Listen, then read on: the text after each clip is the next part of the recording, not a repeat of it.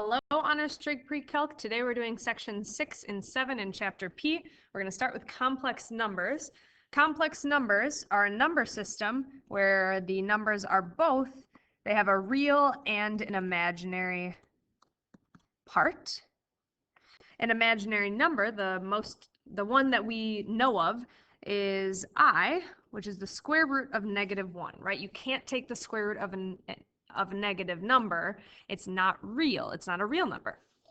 So the complex number system is this system of numbers where it has a real part and this bi, this imaginary part. That's what we call as the imaginary part, and the real part is a. So for example, 2 plus 3i, this is one whole complex number. It has a real part, the 2, and an imaginary part, the 3i. So let's talk a little bit more about these. How do we work with them? Well, addition and subtraction is really easy. You really just add or subtract like terms. Add or subtract like terms. When I say like terms, I mean you're going to add or subtract all the real parts, and then you're going to add or subtract all the imaginary parts. And it's that simple. Sorry about that. Then you're going to always put it into that a plus bi, the standard form. So when you add up all the real parts, they become this new a, and you add up all the imaginary parts, and they become the new b. For multiplication, you are going to FOIL. Sorry. FOIL is first, outside, inside, last. It is what we think of when we are multiplying two things together, a plus bi, let's say c plus di. You're going to do FOILing, first, outside, inside, last. Complex conjugates. What are they? How do we find them? And what do they do? So if we are looking at a complex number, a plus bi, its conjugate is a minus bi.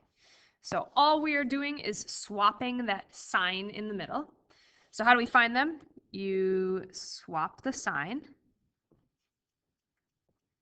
between the real and imaginary part.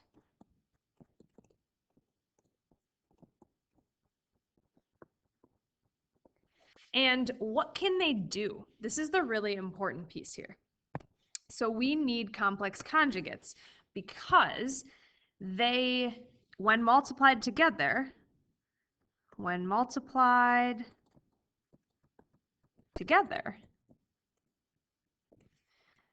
we find a real number,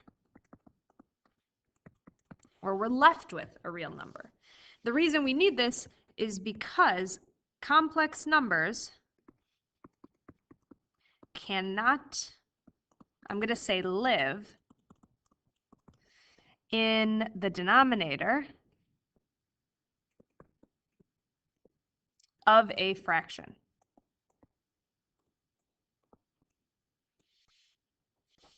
So I'm going to do a very quick show you what I just said. So if we have a plus bi times a minus bi, a number and its conjugate, and I multiply these, so FOIL, we would get a squared first. Outside is, sorry about that, a squared, and then outside would be minus a bi. Inside would be plus a bi, and last would be a negative b squared I squared. Well, notice these are going to cancel, so we're just left with a squared minus b squared times I squared. Well, remember, I is the square root of -1. That means I squared is the square root of -1 squared. And what are we left with there? That's really just I squared is -1, which means here we actually have a squared plus b squared, and we don't have any imaginary piece anymore. This is a real number, which is very exciting. All right, we're going to do a little bit of work on section 7, solving inequalities algebraically and graphically. So remember, inequalities are those symbols that are less than, greater than, less than or equal to, greater than or equal to. So let u be an algebraic expression in x, which all we're saying is then u is equal to something like 2x plus 1. An algebraic expression, that's the 2x plus 1, where x is the variable. And we're going to let a be a positive real number. So let's start by saying, if the absolute value of that function is less than a, if that is true, then u is on an interval from -a to a. Or another way to write that would be that u is between -a and a. Or another way to write that would be from -a to a. Let me show you off to the side a very simple example of this. Let's say the absolute value of x is less than 2. Well, what numbers are less than 2? If I would solve this as two pieces, which we've done before, either x is less than 2 or -x is less than 2, or x is greater than -2.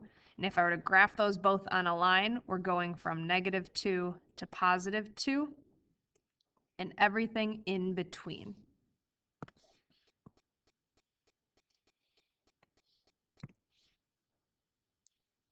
Similarly, or not similarly, I guess, the other option is if the absolute value of u is greater than a, then u is on the following interval.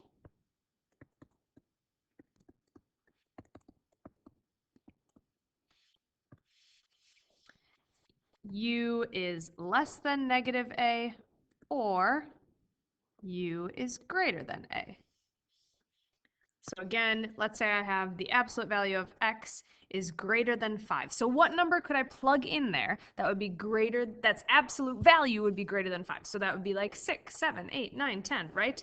Any number greater than 5, or any number that's less than -5, right? So -7, -8, -9. If I took the absolute value of that, I am going to get a number that is greater than 5. So graphically, we're looking at anything smaller than -5 or everything greater than +5.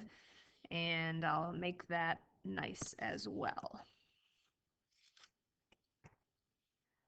One thing that maybe would help you remember this is this, and this is something that you don't necessarily have to use. This is a less than sign, right? Less than, and we could say less than. This is just one of those weird mnemonic devices. So it's between the values and inclusive, or we could say this is greater than, specifically great or than. So we're either less than the negative or we're greater than the positive. We'll do more examples in class.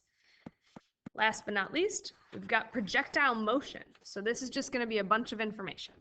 An object that is vertically launched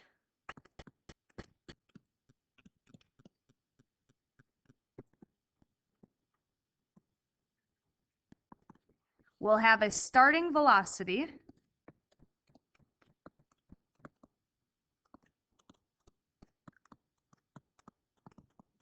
of, and I'm going to say v sub 0.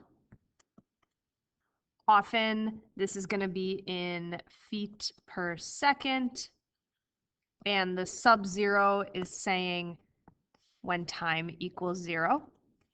It's going to have starting velocity of v sub 0. Its initial height, where the object is launched from,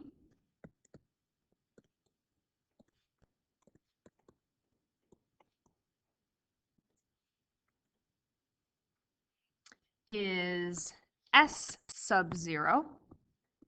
Similarly to before, that's when t equals 0. This is the height, and this is given to us in feet. Let me extend the page a little bit. And the time the object is in the air is going to be represented by t, hopefully not surprisingly, and this is going to often be given in seconds. Sorry, I just wanted to make that small so we could see everything. So then we can use all of this information to model the height of the object at any time. The height of the object at time t can be modeled by the following. S of t is equal to negative 16 t squared plus v sub 0 times t plus s sub 0. That is our projectile motion model. I will see you in class for the examples. Have a good day.